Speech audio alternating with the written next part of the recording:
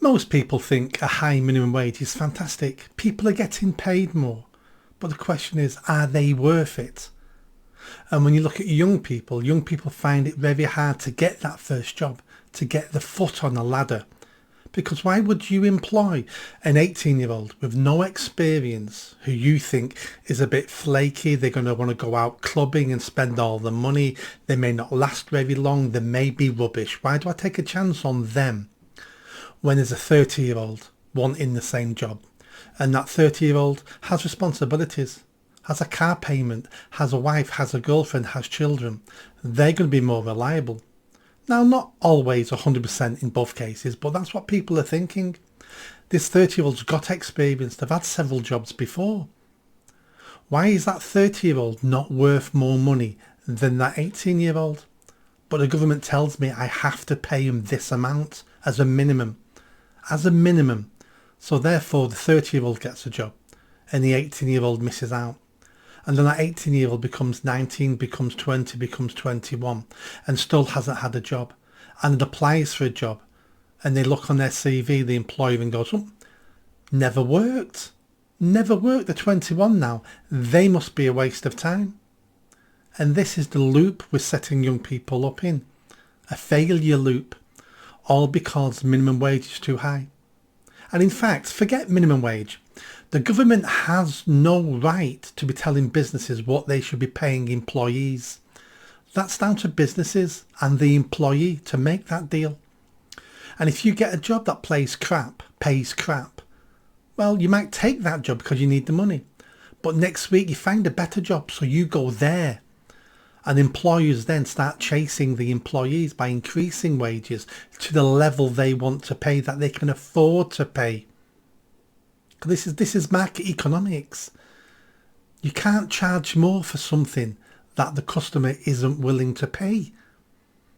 I think I'm worth £9 million an hour. I can guarantee no one's going to pay me that. So it doesn't matter what I think I deserve. It makes no difference. It's what can you get? And the more the government messes with the economy, the more the government gets involved, the worse things get. There's many businesses you could set up, but minimum wage kills you straight away. Red tape kills you. Bureaucracy, all the rules and regulation kills you. So you end up not setting a business up. And some of them would fail, but some of them would be successful. We've lost that spirit in this country now. The entrepreneurial spirit of let's set something up and let's have a go. But the government is always saying, no. We're going to put barriers in front of you. And the big one is minimum wage. Has to go. Has to go. I've never been a fan of it.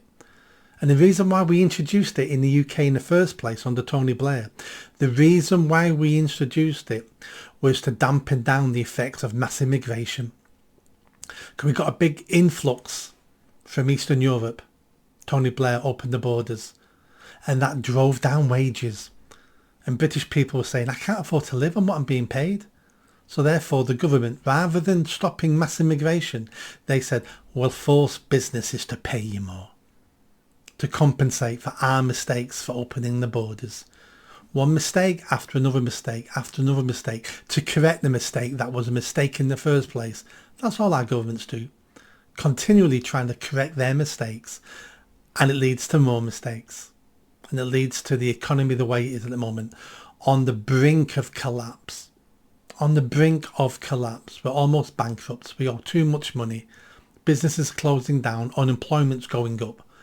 And what the government want to do, we're going to make it harder for businesses. We're going to make it more expensive for businesses to employ people, such as national insurance, employers' national insurance. Not what you pay in your wage, but the extra tax a business has to pay to employ people. So they don't employ people. Hence why unemployment's going up. These simple answers from socialists always fail. Always fail. And 20 years later, we do it all again.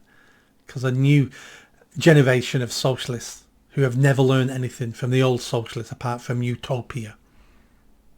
Minimum wage is poor for society, poor for businesses, and it harms young people who don't have experience. It harms them. Please subscribe. See you next time.